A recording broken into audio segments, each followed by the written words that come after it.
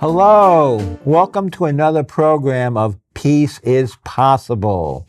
My name is Joe Wasserman. Today I'm interviewing Peter Goselin regarding the war plans of powerful people in our nation and the urgent need for us to work for peace in our hemisphere. Peter Goselin is an organizer with the Connecticut branch of the Party for Liberation and Socialism. Peter is a labor and employment attorney who has been representing employees and labor unions in Connecticut more than 30 years. Peter's first act of resistance to war was in 1980 when he publicly refused to register for the newly reinstituted draft registration program. Since then, he has worked in many campaigns to oppose U.S. wars and interventions, to challenge racism, and to defend the rights of working people. Thank you, Peter, for joining us today and for your work for peace and social justice causes. Tell us about yourself and your work for peace. Well, first of all, thank you for having me on your show. I always like the opportunity to talk to the general public without the mediation of, the usual corporate talking heads.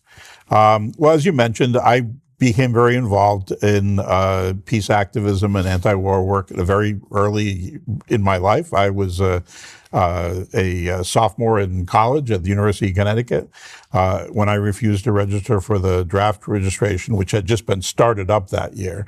I was actually in the group that would have been on the first day of registration that would have been required to sign up, and was very public about my refusal, along with a number of other people. Sad to say, there's been a lot of military actions and wars by the United States since then. And I've been actively involved in opposition, whenever and as much as possible. Presently I work in the Party for Socialism and Liberation, which is a national organization that promotes not just anti-war politics, but working class politics specifically. Thank you. What has been happening in the Caribbean and what has been happening recently with the kidnapping of President Maduro? Well, we certainly have had a lot of really dramatic developments just within the last few days. Folks will remember, although it seems to have already disappeared from the media, that only a couple of weeks ago we were talking about whether or not our Secretary of Defense was going to be liable for war crimes committed by bombing survivors of an attack on a vessel in the Caribbean. And the general consensus seemed to be that what he or the general working under him had done actually constituted a war crime. Suddenly, that's completely disappeared from the discussion because of this new action by Trump over the last weekend. And so now we're facing a situation where instead of trying to prevent a war, we're already kind of in the middle of it. The United States bombed Caracas. They killed dozens of both civilian and military personnel. They also killed a number of Cubans who were in Caracas at the time. And they then proceeded to use that as a cover, that military attack as a cover for the kidnapping of President Maduro and the First Lady, his wife. They are both now being held in a detention center in Brooklyn, and yesterday morning were arraigned in front of a federal court judge on a 25-page indictment from the United States Justice Department. This does not bode well. The Vice President, Delcy Rodriguez, has assumed office on an interim basis. But the people of Venezuela have been engaged in enormous demonstrations to demand the return of President Maduro so that he can resume his office. In addition to that, on the morning of the bombing, That was Saturday morning, January 3rd. The bombing happened about 2 a.m. our time. By 4:30, a call had already gone out over the internet through various sources, calling for people to come out in the streets and demonstrate here in the United States. And that day, we had over 100 demonstrations in 100 different locations around the United States. The following day, we had another 50 or so demonstrations in other cities. So at this point, tens of thousands of people have already been out in the streets in the United States opposing this war, which, for folks who've been following this know that even before any of these events occurred, 70% of the people in the United States had already indicated they didn't want a war with Venezuela. So it's not as if this reflects some sort of popular mandate that's been given to the president. Just the opposite. Even members of his own party, even people who are supporters of Donald Trump, many of them are opposed to the idea of the United States getting involved in a war in Venezuela. This is really the opposite of what he had said his foreign policy was going to be based on. Yes. Let me ask you this. Is another war for oil in the making? Yeah, I would say that we're in it. We're in it right now. It just came to light that Donald Trump, before making the decision to bomb Caracas, did he consult with Congress? No. Did he consult with the American people in some fashion? No. Who did he consult with? He consulted with the heads of the oil corporations, the ones who are going to directly monetarily benefit from a U.S. occupation of Venezuela. And he has said publicly that he regards the oil fields in Venezuela, the vast oil reserves that they have, as the property of the United States, which the United States has some sort of right to simply seize and take possession of. Obviously, the people of Venezuela have been fighting for a long time to be able to obtain the degree of sovereignty where they could control their own oil production and their own natural resources, and they're certainly not going to surrender easily.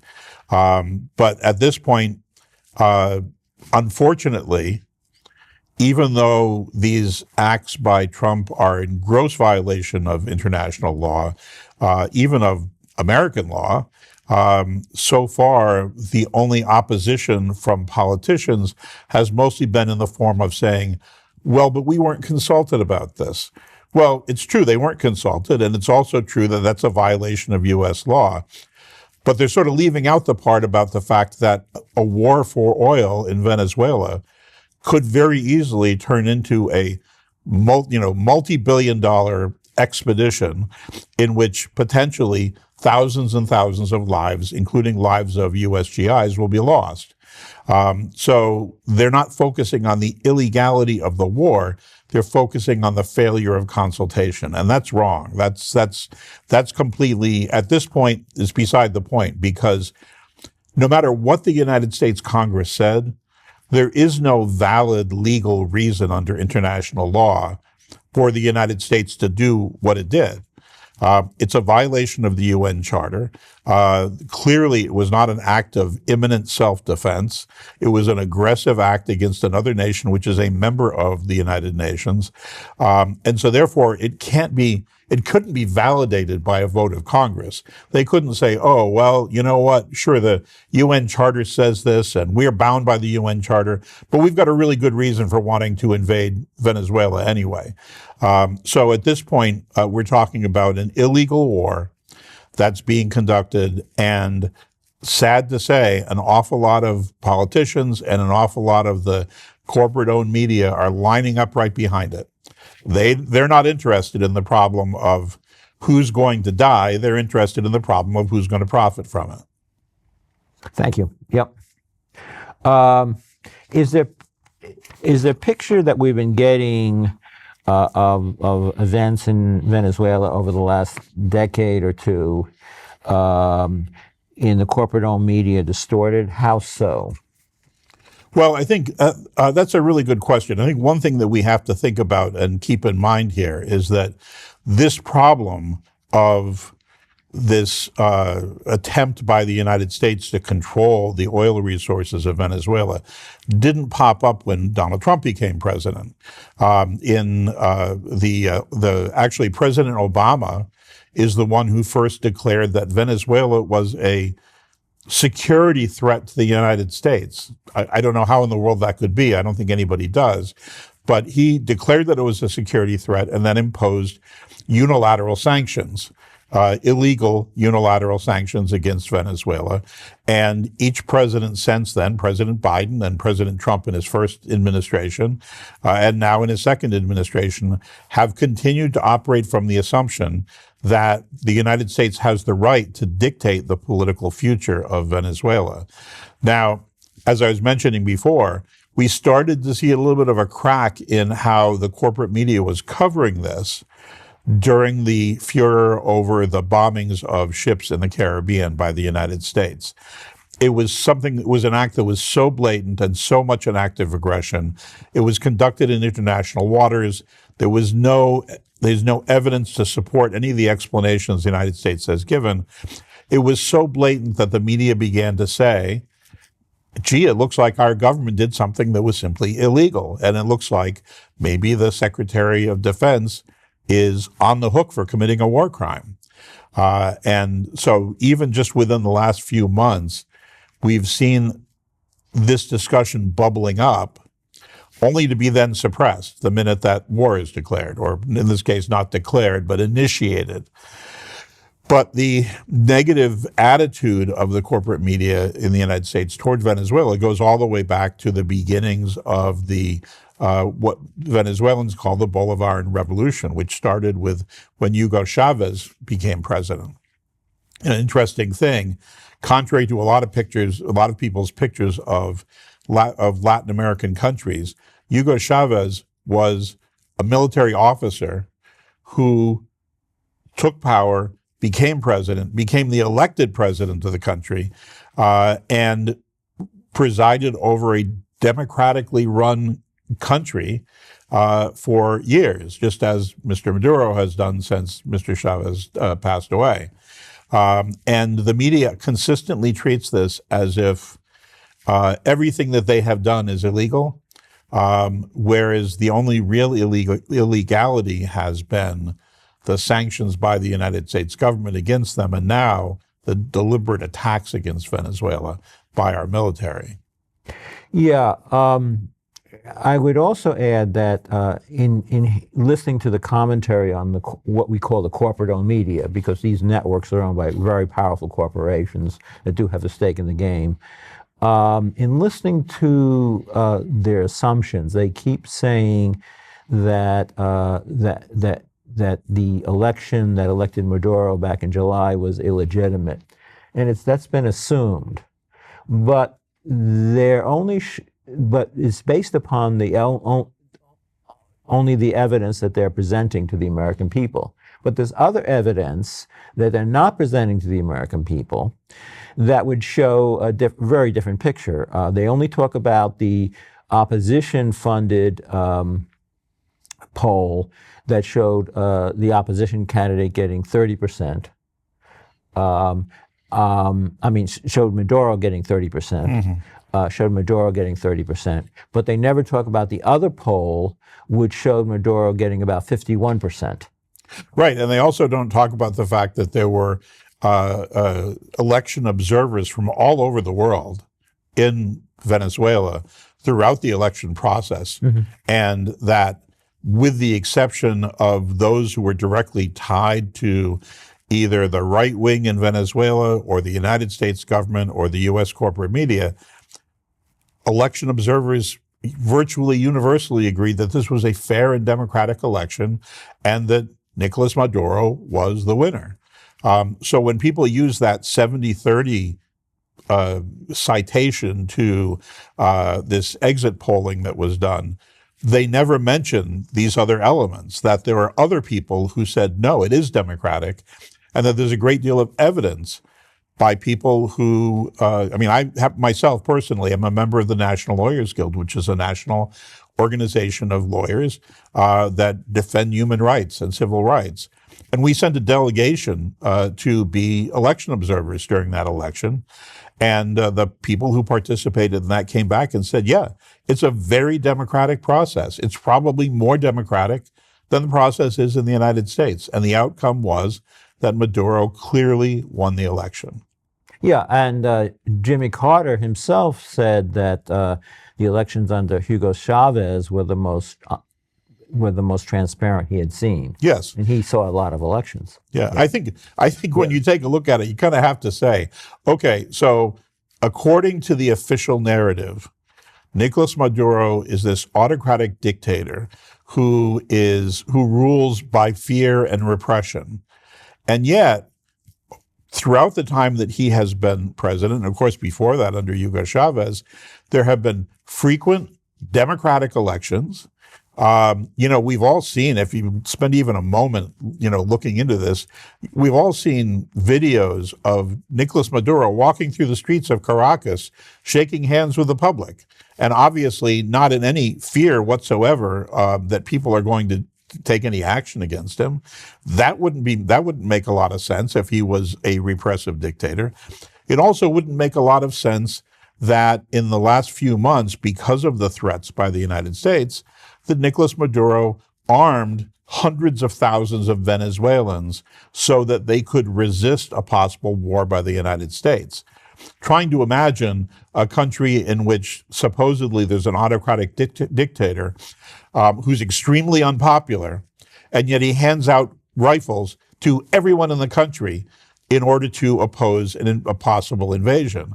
That doesn't make any sense at all. And those facts alone, we can have arguments about who we ought to believe, but I believe my own eyes. If I see the people being armed to protect their country and to defend their country, and we're talking about civilians who work in all areas of life, ordinary people, if they are being given guns to defend their country, it makes sense to me that their leader is not an autocratic dictator, because why else would any dictator give guns to their own people? Makes no sense at all. What should we know about the policy of sanctions against Venezuela?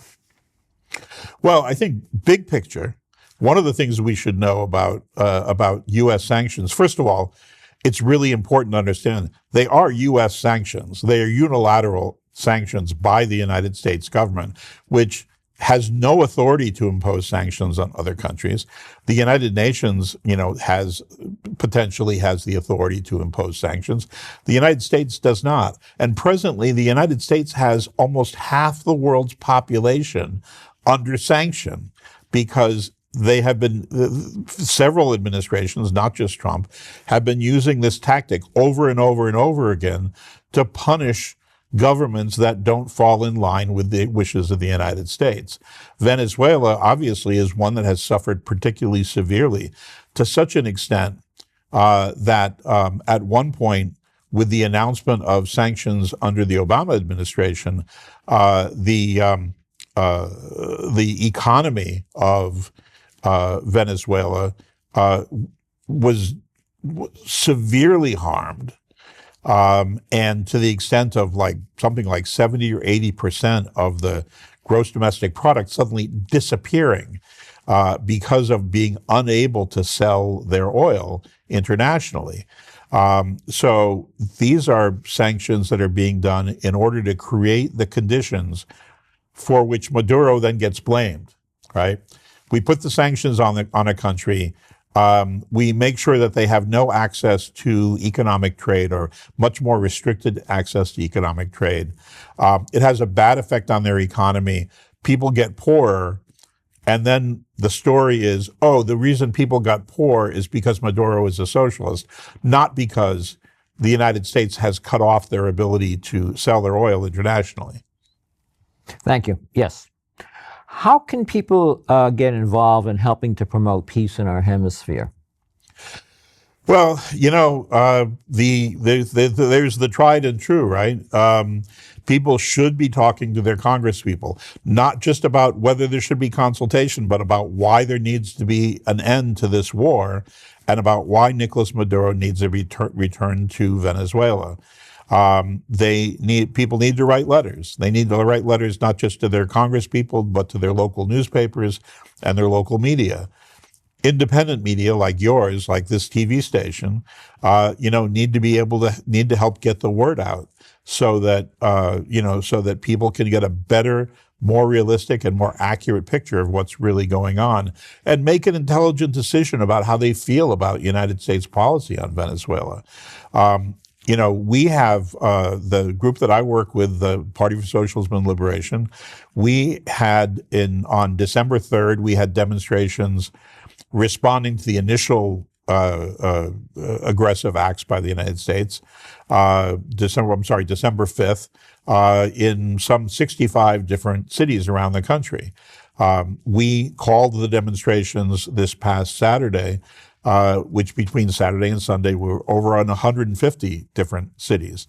So just about any place that you are, there are places for you to turn to if you want to get involved in this struggle.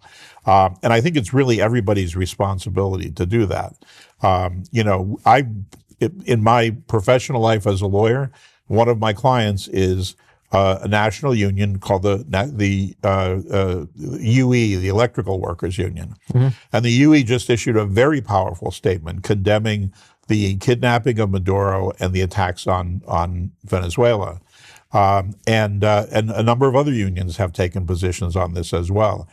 Everybody, no matter where they are in their life, no matter what organizations they belong to, or faith-based organizations, or whatever actions they, might be able to take, need to get involved because that's the only way this is going to change.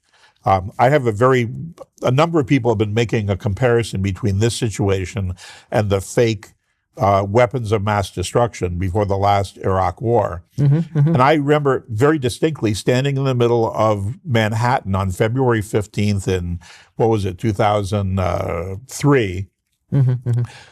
surrounded by literally 1 million people who were protesting against the United States starting a war with Iraq. And in spite of 1 million people being in the street saying, we don't want war, and that was in New York City alone, there were millions of people around the country. Right. In spite of that, the war machine ground forward anyway. It's not enough for us to be passively against the war. We've got to be engaged. We've got to actually be telling our congresspeople what it is we want them to do. We've got to be protesting in the streets. We've got to be writing letters and communicating with the media about why they need to tell the whole story and not just the official pro-billionaire, pro-oil corporations version of it. There's plenty of things for people to do, and there's plenty of ways they can get involved. I think it's time to hold up our sign. Absolutely. So this is at least the first step. If you haven't called Congress, called your House Rep and our 2 senators in Connecticut, Senator Blumenthal and Senator Murphy, and whoever your House representative is, call Congress and say no war for oil. No war for oil, okay? We don't want another war. Please call Congress. Yep. Simple as that. Yep. That's your first step. Is there a website that people could go to? If you one of the websites I highly recommend to people, an organization that we work with called International Answer. It's International Act Now to Stop War and End Racism. It's easy to find them on the web or on social media. They have tons of information. Whenever there's demonstrations being planned, they will be listing all of the demonstrations around the country. They're always looking for volunteers. If you're in an area where there doesn't seem to be anything going on, contacting International Answer is a really good way to find out where the nearest activity is in your community. So those are all things that I would recommend to people. I also want to recommend our group, the PSL.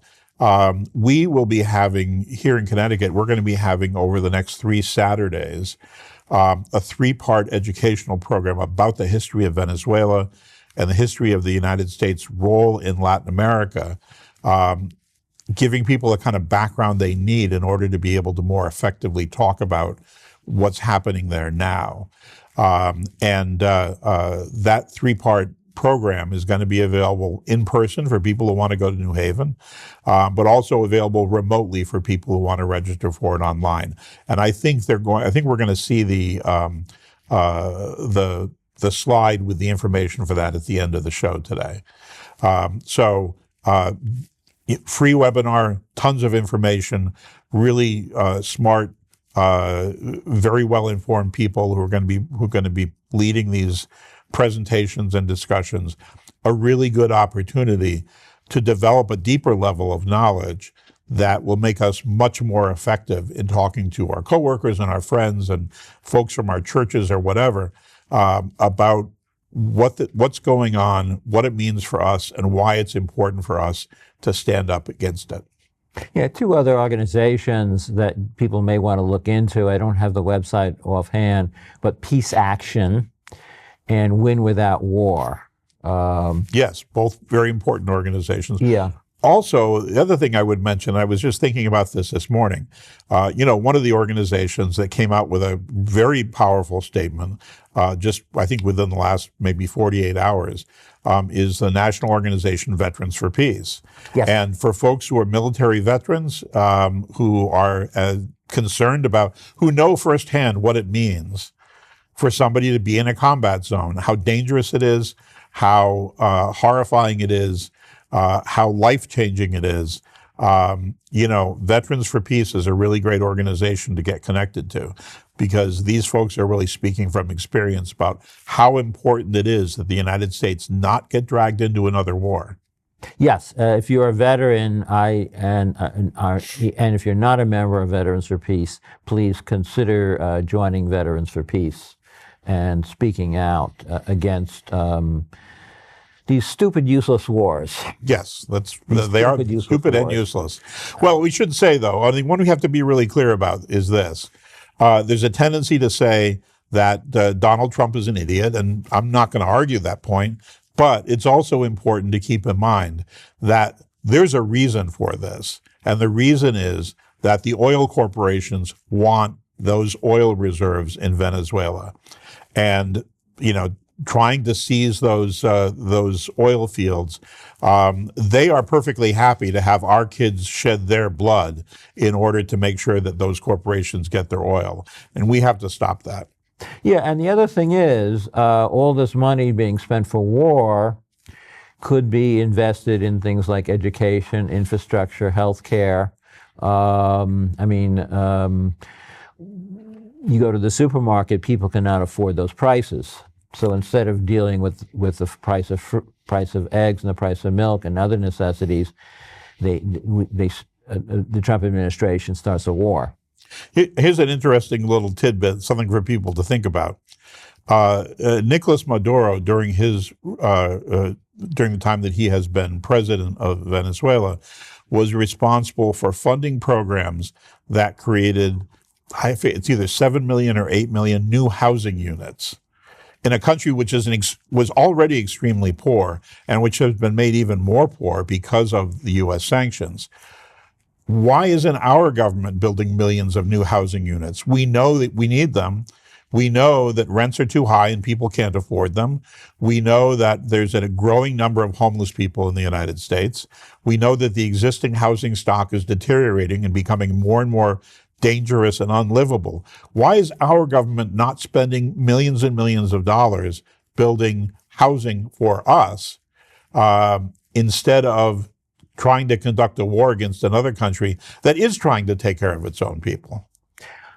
Okay. Thank you, Peter. Thank you, viewers, for hearing us out.